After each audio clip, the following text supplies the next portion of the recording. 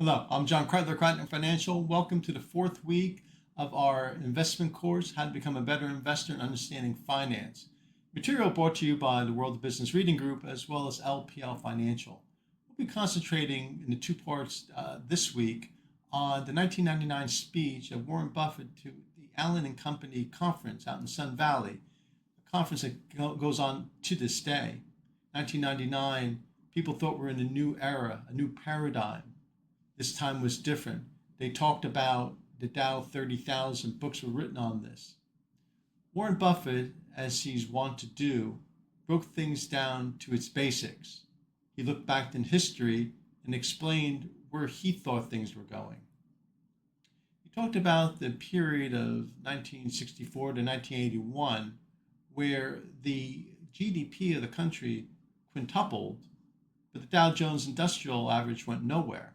Literally, from one part to the end part, there was no change. And why was that? It's because interest rates were rising. We talked about the importance of interest rates as it relates to the valuation of a stock investment. The higher the interest rate, the risk-free rate, the less a person is going to want to chase and bid up a stock if a person can get, for example, a U.S. Treasury at 5%, versus 3% versus 7%. The higher the risk-free rate, the lower the bar is, frankly, in terms of what a person would be willing to buy a stock for. He talked about that, the level of interest rates and the direction of interest rates being very important as the first piece of understanding stock selection. Interest rates are rising and going to a plateau of a higher level. Be careful in terms of what you pay for a stock.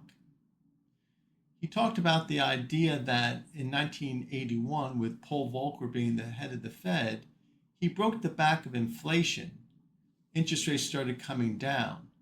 So even though there was tremendous growth between 1981 to 1999, that growth was less than the period when the Dow Jones went nowhere from 1964 to 1981. Again, it's because interest rates were going down. The downward trajectory, the Federal Reserve being your friend at that point.